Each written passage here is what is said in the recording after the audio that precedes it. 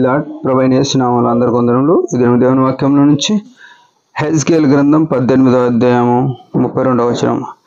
మరణం నందుటను బట్టి నేను సంతోషించువాడను కాను, కావున మీరు మనస్సు త్రిప్పుకొనుడి, అప్పుడు మీరు బ్రతుకుదురు. ఇదే ప్రభువగు యెహోవా వాక్కు. ప్రియమైన వాళ్ళారా, దేవుని యొక్క ఆలోచన విధానం ఎంత బాగుంది. మరొక మాట కింద చదువుదాం. హెజ్కేలు 18:23 కింద చదువుదాం. దుష్టులు మరణం నొందుట చేత నాకేమాత్రమైన సంతోషం కలుగున, వారు తమ ప్రవర్తనను దిద్దుకొని బ్రతుకుటే నాకు సంతోషం. ఇది యెహోవా వాక్కు. ఈ రెండు మాటలు కూడా ఒకే అర్థం సూచిస్తున్నాయి. ఏమనంటే దుష్టులు అంటే లేకుంటే నరులు దేవుణ్ణి ఎరగకుండా, యేసుక్రీస్తు ప్రభు యొక్క రక్షణను తెలుసుకొనకుండా, ఆయన యొక్క ప్రేమను రుచి చూడకుండా వాళ్ళు ఏం చేస్తున్నారంటే వారి ఆయుస్సు లోకంలో ముగించుకుంటున్నారు. దాన్ని బట్టి ఏమంటున్నాడు ఆయన అంటే, దుష్టులు మరణం చెందుట నాకేమాత్రం సంతోషం లేదు అని చెప్తున్నాడు. ఎంత విచిత్రం కదా.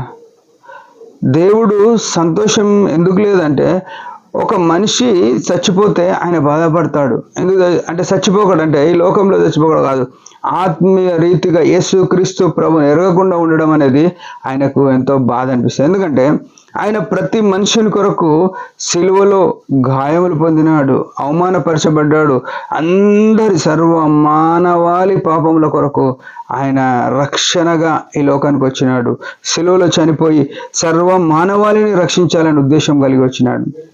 అంటే ఈ గొప్ప రక్షణను అనేకులు నిర్లక్ష్యం చేసి, అనేకులు తెలుసుకోకుండా సిలువను వ్యర్థపరుస్తూ వారు ఏం చేస్తున్నారంటే నరకానికి లేకుండా పాతాళానికి, పాపానికి బానిసలైపోయి ఆ శిక్షలోనికి, నిత్య జీవంగా యేసుప్రభు వచ్చినాడు. నిత్య శిక్షలోనికి పోయే స్థితిలో ఉన్నారు. అందుకై యేసుప్రభు ఏమంటాడంటే, నాకు సంతోషం లేదు, వారు తమ ప్రవర్తనను దిద్దుకొని బ్రతుకుటే నాకు సంతోషం. ఈ ఉదయకాలము యేసుక్రీస్తు శిలువ రక్తంతో విమోచింపబడిన మనమైనప్పటికీ మన ప్రవర్తన దేవునికి ఇంపుగా ఉందా, అది మనం చూసుకోవాలి. ఇంకేమంటాడు, మరణమును బట్టి నేను సంతోషించువాడని కాదు, మీ మనసు త్రిప్పుకొని అంటున్నాడు. మన మనసు లోకము వైపు, లోకాశల వైపు, లోక భోగాల వైపు, లోక సంబంధమైన వాటి వైపు, చెడ్డ వాటి వైపు, లోకంలో ఉన్నదంతా శరీరాశ, నేత్రాశ, జీవడంబం, వాటి మీద మన మనసు తీసేసుకొని తిరిగి ఏం చేయాలంటే యేసు ప్రభు వైపు మల్లుకోండి అని చెప్తున్నాడు. మారు మనసు పొందాల్సింది ఉంది. ప్రతి మనిషి కూడా ఈ లోకంలో యేసు ప్రభుని అంగీకరించిన ప్రతి వ్యక్తి మారు మనసులో ఉన్నట్టు. ఒకవేళ మన మనసు లోకం వైపు వెళ్తే ఈ క్షణమే, ఈ దినమే ఏమాత్రం ఆలస్యం చేయకుండా మన ప్రవర్తన దిద్దుకొని మన మనస్సు యేసు వైపు తిప్పుకోవాలా. మనసు అనేది చంచలమైంది. అది ఏది చూస్తే అది ఆశపడేది, ఏదంటే అది కోరుకునేది. అయితే యేసుక్రీస్తు ప్రభు మార్గం గాక, యేసుక్రీస్తు ప్రభు చిత్తము గాక మనం వేరేది ఏది కోరుకుంటున్నా అది ఏం చేస్తుంది మనల్ని అంటే పాతాళానికి లేకుంటే నిత్య శిక్షకు మనల్ని నడిపేదిగా, మనల్ని అక్కడ తీసుకుపోయేదిగా ఉంది. దేవుని నుంచి శాశ్వతమైన ఎడబాటులోనికి పోతాము. కాబట్టి దేవుడు దుఃఖపడితే ఏమంటున్నాడంటే, మీరు ప్రవర్తన దిద్దుకోండి అని హెచ్చరిక చేస్తున్నాడు. మీరు మీ మనసు త్రిప్పుకొనుడి అని చెప్తున్నాడు.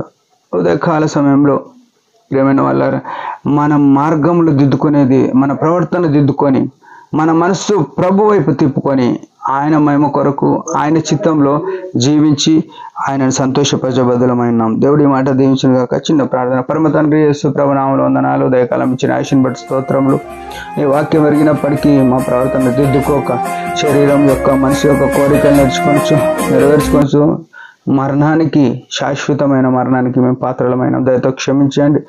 దిద్దుబాటులోనికి వచ్చి మనసు తిప్పుకొని మారు మనసు పొంది నీ యందు ఆధారపడి నీ మహిమకరంగా జీవించడం కృపనీయమని యేసు ప్రభు నామములో ప్రార్థిస్తున్నాం తండ్రి. ఆమెన్.